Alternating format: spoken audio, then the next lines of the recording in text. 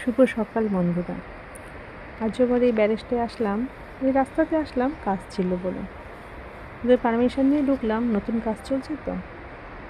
যেটা আমি দাঁড়িয়ে আছি এটা নতুন ফ্লাইওভার হচ্ছে একটা। দূরে যে ব্যারেজটা দেখছো খুব ফেমাস একটা ব্যারেজ,